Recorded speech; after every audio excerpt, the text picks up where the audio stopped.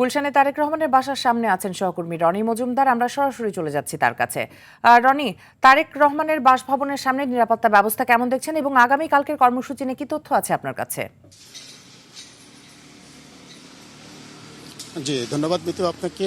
আপনি যেমনটি বলছিলেন, তারেক রহমানের বাসার সামনে গুলশান এভিনিউতে 196 নম্বর বাড়ির সামনে এই মুহূর্তে আমরা অবস্থান করছি। এখন এখানে যে পরিস্থিতি বর্তমানে আমরা দেখতে পাচ্ছি, নিরাপত্তার যে ব্যবস্থা এখানে নেওয়া হয়েছে তা খুবই ভালো ব্যবস্থা নেওয়া হয়েছে এবং এখানে আমরা বর্তমানে পুলিশ সদস্য এবং সিএসএফের যে সদস্যরা আছে তাদের পার্সোনাল সিকিউরিটি ফোর্স তাদেরকে দেখতে পাচ্ছি এবং জনাব তারেক রহমান যে বাসটিতে করে এয়ারপোর্ট থেকে এসেছেন সেই বাসটি বাড়ির সামনেই রাখা আছে এবং আপনারা দেখতে পাচ্ছেন যে এখানে আপাতত এখন কোনো নেতাকর্মী বা সাধারণ মানুষের তেমন কোনো সমাগম নেই এবং পুরো এলাকায় একটি নিরাপত্তা বলয় তৈরি করা হয়েছে, যেখানে সাধারণ মানুষ বা অন্য কোনো লোক যাতে এদিক দিয়ে না আসতে পারছে।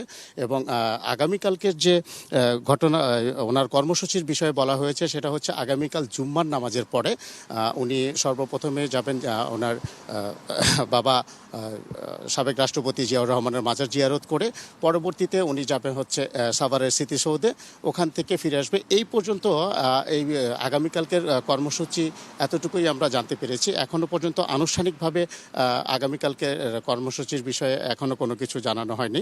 আপনাকে একটু দেখানোর চেষ্টা করছি, এদিকে চতুর্পাশে যে পুরো যে এলাকাটা এখনও সম্পূর্ণভাবে খুব নিরিবিলি আছে এবং আশেপাশে কোনো মানুষজন নেই।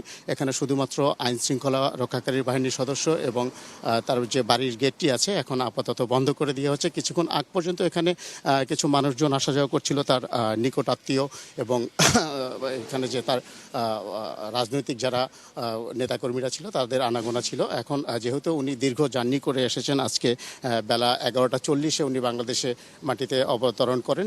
উনি এরপরে নামার পরে উনি বাংলাদেশে মাটি খালি পায়ে উনি পাড়িয়ে সেটি দেখেছেন এবং এরপর থেকে উনি যখন 300 ফিটে যায়, 300 ফিটে জনসভায় যাওয়ার পরে পুরোটি রাস্তায় যে যখন প্রায় 3 ঘন্টা 3.5 ঘন্টার মতো সময় লেগেছে, সেই সময়টি পুরো সময়টি জুড়ে তিনি বাসের সামনে দাঁড়িয়েছিলেন।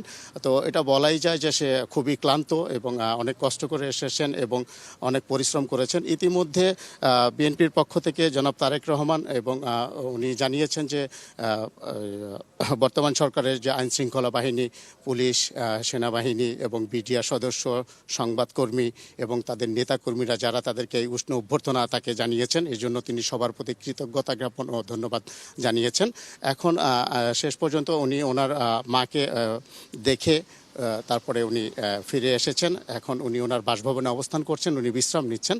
আর আগামীকালকের যে পরিস্থিতি, আগামীকালকের যে কর্মসূচি যেটা ঘোষণা করা হয়েছে এখন পর্যন্ত, সেটা আগামীকাল জুম্মার নামাজের পরে, আগামীকালকে শুক্রবার জুম্মার নামাজের পরে সে পরিস্থিতি জানানো হবে আর কি, উনি যাবে।